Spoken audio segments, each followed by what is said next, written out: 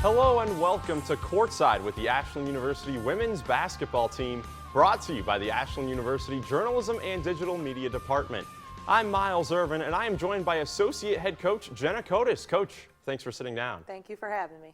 To jump right into it, this past week you guys split your first two games on the road in Michigan with a loss in Grand Valley and a win at Ferris State. Now, starting off with the Grand Valley State game, a 25-point loss to the Lakers. And on the offensive end, you guys had 23 turnovers. What do you think that was a product of? Yeah, Grand Valley State pressed us the entire game, and honestly, I think we handled that press very, very well. Minus one or two blips, I will say. After that, once we got into the half-court game, I think that's when the turnovers started. They brought us down to 5, 4, 3, 2, 1 at the end of the shot clock. Ended up being a turnover, whether we threw up the ball or a steal or not even getting a shot off. Passes weren't the greatest in that game, whether we saw the pass late or just didn't get the pass in there into the post players on time. It was really more of our half-court offense that really led us to those 23 turnovers, but I do think our girls did a great job of handling that press for 40 minutes straight. Now, on the defensive side, obviously a tough game as well. What can you guys take from this performance going down the road? Yeah, I mean, when you hold a team like Grand Valley who averages 88 points a game and you hold them to 65, right there you're going to chalk it up as a win. You just got to score more than 42 points, right? In the first half, I think our defense was outstanding. We held pretty much all their leading scorers to way below their averages that they usually go into at halftime. It's just when we came out in the second half and we might have had a few blips, a few turnovers, that's kind of how they started to get their momentum a little bit. And a team like Grand Valley, you can't let them get momentum, especially their fourth and fifth year seniors that really started taking it to us. And so our toughness on the defensive end just needed to be a little bit better in that second half.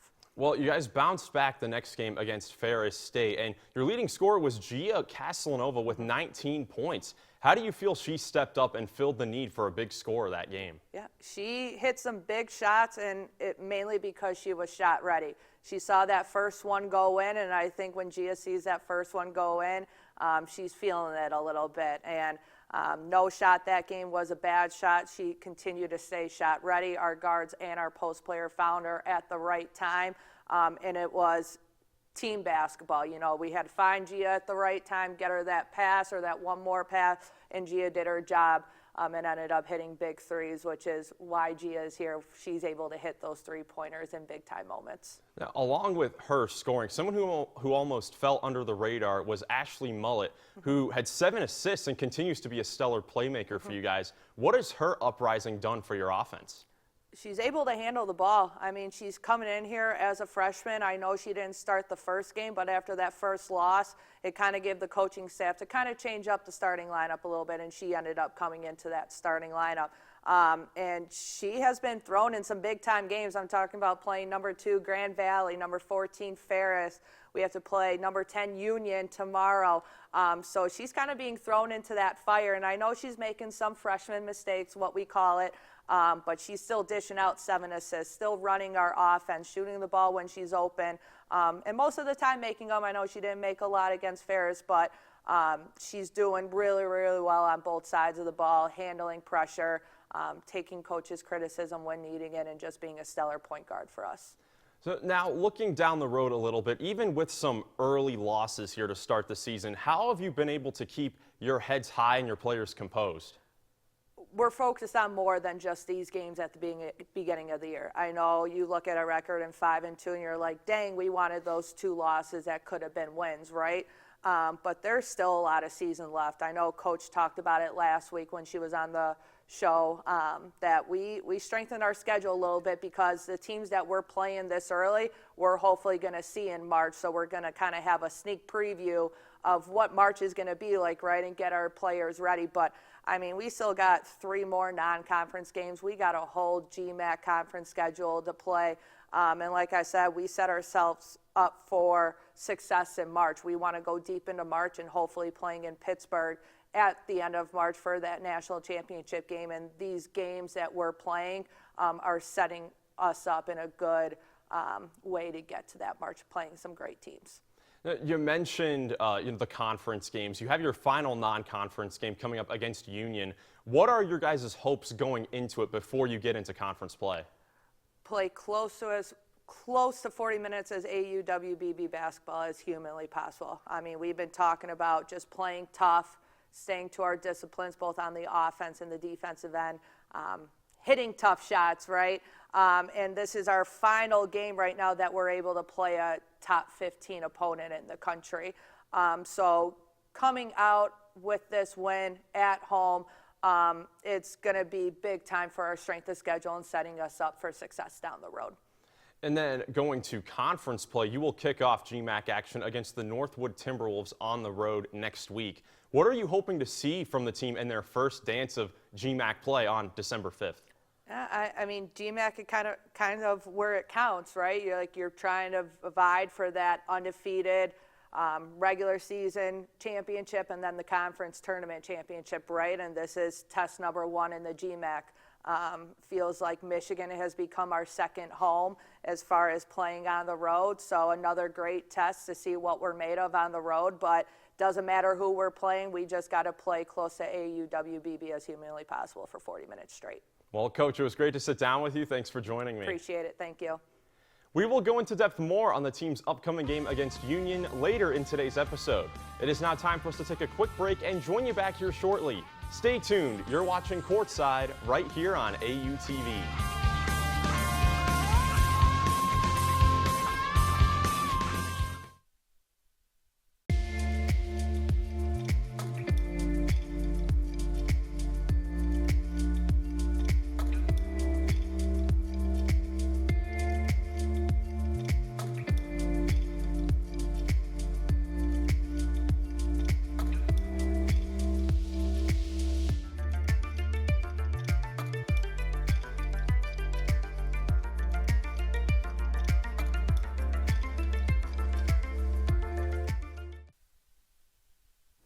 Welcome back to Courtside with AU Women's Basketball. I'm currently joined by Eagles guard Lydia Sweeney. Lydia, thanks for joining me. Thanks for having me.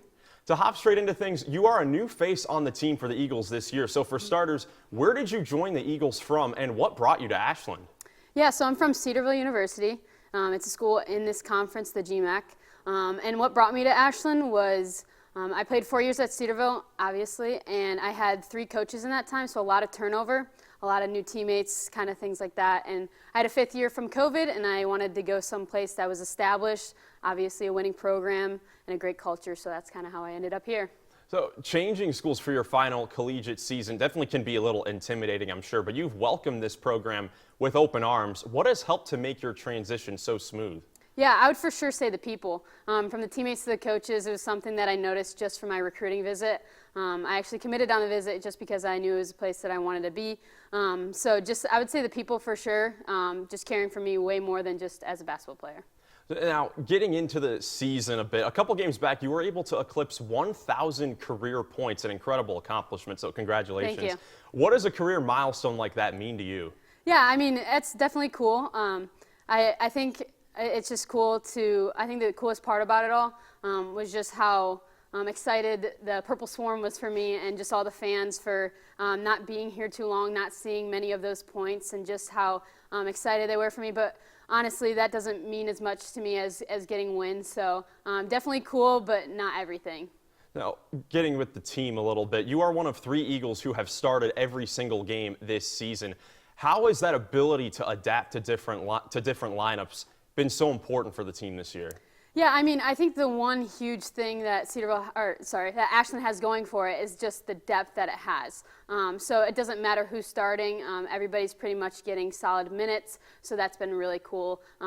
Obviously, we practice every day together, so nothing really new. But yeah, just making the most on the court when we're together. And then coming up on the schedule, next game for you guys comes at home against Union. What are you guys hoping to see when capping off non-conference play? Yeah, I would say just learning from our preseason so far with those games that we've had, and just learning from those mistakes and capitalizing on it. Obviously, we want to win, so whatever that takes, but also just being the best that we can be. And then lastly, what are the expectations for you guys as you prepare for GMAC action to come in just 2 weeks?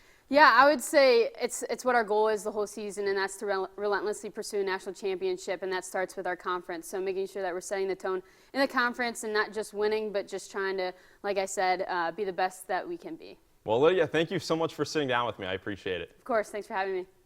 When we come back from this next commercial break, Coach Kotas will return to close out the show. Stay tuned for Courtside right here on AUTV.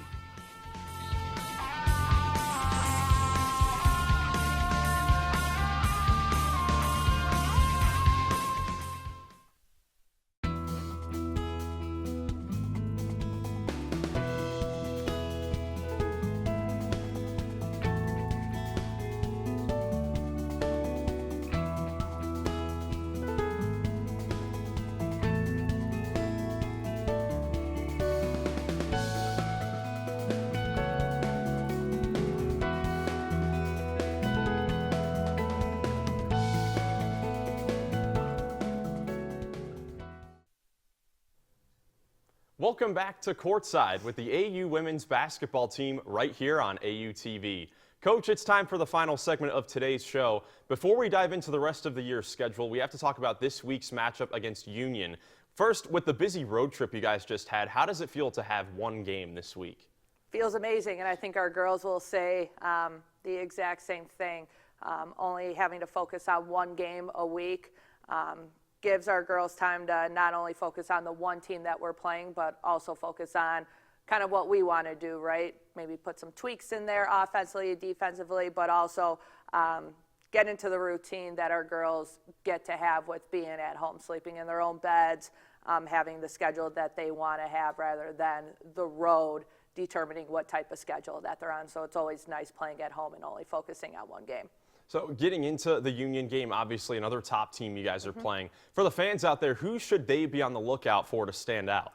It's hard to say because Union is going to play between 11 and 13 girls. They are a full court pressing team similar to Grand Valley, so it's going to be another fast-paced game for 40 minutes straight. Now, our job is to make sure that we control the tempo while also breaking the press that they have. But they're going to play 11 to 13 deep just because of the style of play that they play. And they're either going to go for a wide open layup just because of the turnovers that they create with their press, or they're going to shoot a wide open three just because of the constant movement that Union has within their half court offense. They score a lot of points. Our job is to make sure that that does not happen with them. Absolutely. Should be a fun game. But now let's take a look at some other games down the road before we wrap up the show. When looking at the start of the season, a very balanced home to away schedule throughout the next couple weeks. How nice is it for you to not have to worry about any crazy non-conference type of traveling? Yeah, like I said, it always feels good to play in Kate's gym. I think we have one of the best gyms in the conference and also one of the best home fan bases in the conference and also the entire country. I know the Purple Swarm and the Ashland Faithful are going to show up, especially only having one game this week and it being a little bit before we play at home again with the Thanksgiving break coming up. So I know that they're going to show out and support us, and with that, it's always hard for away teams to come into our gym and win just because of the environment that we have within our team. Well, you kind of mentioned it there. What are you hoping to see from those fans on Tuesday with Thanksgiving right around the corner? Be loud, be proud, support Eagle Nation, and as always, just fill the stands with as much people as possible just because they know that the show that they're going to be able to watch, but they never disappoint, so I know that they're not going to disappoint the day before or the week of Thanksgiving break with only one game at home. Well, Coach, thank you so much for joining me, and good luck. Thank you very much. As a reminder, be sure to tune in to 88.9 WRDL for full live game coverage of Ashland University versus the Union Bulldogs on Tuesday, November 26th, with tip-off set for 5:30 p.m. And if you want to hear more from the women's basketball team, tune into the Early Birds Word Tuesday mornings at 8:30 a.m. for exclusive coverage of the Eagles. I'm Miles Irvin saying thank you so much for tuning into Courtside right here on AUTV.